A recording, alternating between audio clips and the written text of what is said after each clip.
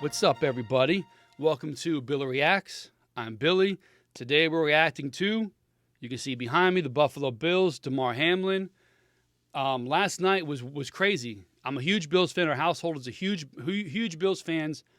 Last night was something I've never seen before. It was a very weird, odd thing to see happen in front of your face.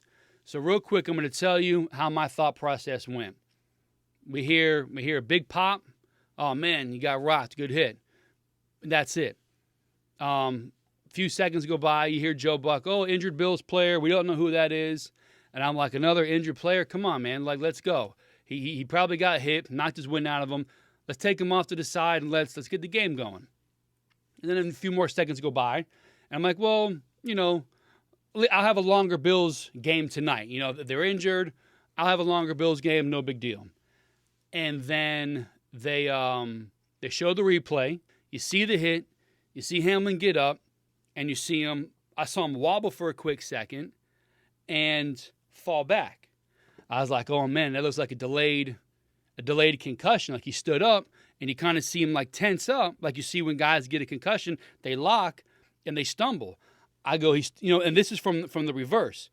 I go, oh, he saw a quick little stumble and he fell. I was like, oh man, it's a head injury. Like, oh, this sucks. Just, make sure he's okay. Let's get the people. Let's make sure he's all right. This is bad news. So I go from let's get him off the field. Let's get the game going. Like any sports fan and some players, like they're trained to keep it moving. So as a fan, I'm like, all right, let's keep it moving to where it's like, man, it's a hard hit. Hopefully he's okay. I have a longer Bills game. It'll be great. To seeing him like tense up and faint, like, oh crap, this guy has a head injury. This sucks, man. Let's, X, Y, and Z. And that's what I got going through my head. And so we're watching the game. We're watching the broadcast. So those are my thoughts. And I'm watching Settle like he's bopping around. Like, he's like flexing. You see him yelling. You see him like cringe up. And I'm like, what the hell is he doing? Like, is he upset? Was it a dirty hit? Like, why is he so intense? You know what I mean? As you see here. And then they cut to break. They come back and they're still talking. No word yet. He's out. He's out. But then you see Josh Allen's face like this. Eyes bugged out, red. You see Diggs. His eyes are all wet. And we're like, what the hell is going on? It was the weirdest sequence. And then they cut out again. They cut out to commercial again. So we're like, what the hell is going on? It's a concussion. You see him. Maybe it's like, oh, he doesn't have feeling in his extremities. Maybe he's, because sometimes you get hit hard, you get a quick little paralysis, and then eventually you start getting your fingers going again. And I'm like, well, no, that can't be it, because he stood up and he fell over. So that can't be what it is. And they cut back in, and you hear Joe Buck say, we just got word they're administering CPR. And bro, my mouth dropped. Like, I'm not an overly emotional person, but I have a weird thing when it comes to life. I don't know how to explain it. I don't smush bugs. I don't swat flies. I don't step on cockroaches or spiders. If I can get them outside, they can go outside. You know what I mean? I am not going to smush the life out of something, as weird as it may be, because it accidentally is in my house and being an inconvenience to me. It's weird. I get it. I fully understand it. But I have this weird thing when it comes to life. So now I'm thinking, well, Settle saw something, because he was one of the first ones poppingly going nuts. And then you see Tre'Davious White, oh my God, walk in the tears. You see Spencer Brown walk away like, bro, it was something else. So, we see all this, and I'm like, then mixing in with he's doing CPR, it's like, what the hell just happened?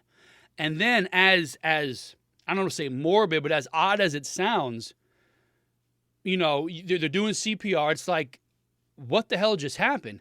And it starts going through your head. Did we just watch somebody die Like, he stood up and he fell over. And not to be overly dramatic, but his heart stopped. So we know what happens when your heart stops. Like, it was bizarre beyond words. So, like, we're watching and the internet's going nuts. It could be this, it could be that. And it's just like, what the hell is going on? So then, to get back on track, I'm sorry, the people who got out there first, the trainers who got out there first, you see someone from the Bills put their hands up. And these guys come out, the medical staff. Now, so the human brain, some things that I read, 1 to 2 minutes without oxygen, and that's a big deal. Without blood flow to your brain, that's a problem. So I start thinking, okay, and again, me as a fan trying to like, what makes you a team doctor, a medical physician on the field, go out there and think, I need to check for a pulse, okay? Basic injury, you're hurt. Hey, where does it hurt? Tell me you hurt. Your knee, your Achilles, moving around. The guy's functional, he's talking. If you see a guy concussed, like maybe he's bugged out, his eyes, maybe he's tensed up, or you see a guy, maybe he's unconscious, and you get smelling salts or something, and you wake him up. I don't know the procedures. I'm purely guessing here. But then it's like, okay, when do you realize, hey, this guy doesn't have a pulse? He's possibly dead. When does that pop into your head like, bro, we got to do CPR and we have to do it now? When does that happen? We've all seen The Walking Dead. It is the ultimate, what would you do in this scenario show? You know what I'm saying? If you've seen it, you know what I'm talking about. These guys are used to checking knees and ankles, and yeah, the concussion, it's bad news. But when do you prepare to check for someone's pulse and do CPR in a football field? And like I said, you've got at the most 2 minutes to pump that blood through that person's body to prevent permanent damage. And like I was putting a meme together earlier. You know, we all talk about what a hero is, and that term, it gets thrown around a lot lately for people who are not heroes. Okay, these people last night, those true first responders, not the EMTs. Listen, they're responders. We get it. But those medical doctors who ran as fast as they could from that sideline to the ground to start CPR and the AED and all this stuff, those guys are heroes. Those guys saved his life. Think about that. This guy was out. He had stopped breathing. His heart had stopped pumping. What you have to do, the amount of whatever it is, wherewithal, professionalism, being on point that you have to have in that moment blows my mind. Those guys are heroes. Nothing, again, we're not getting political here, but there are not many heroes out there. These guys saved a life. Less than 2 minutes to get that blood flow going, and they did it. And if I'm over dramatizing, so be it. All right? This is a human being. This is a life that these guys saved on one of the freakest accidents I've ever seen. We watch football. We see guys get crushed all of the time and get right back up. And that's what I was telling Amy. I said, listen, the worst injuries are the ones you barely get hit on or not hit at all. Those are the freakiest injuries. And we saw the hit. Now, they collided. Don't get me wrong. Something happened. But we've seen the guy hit and spin over 1,000 times. I mean, unbelievable. Like, my mouth dropped when they broke into the broadcast and they're like, they had to have administered CPR. It was like, I don't know how to describe it. And then I'm up all night long. I'm bouncing between Fox, between ESPN, between CNN, between whatever it is, because it's covered everywhere. Because this isn't just a hard hit. This isn't just, concussion, long-term damage. This is an immediate, life-threatening play. And I listen to people today, all the talking heads, all they did was yammer about this and yammer about that.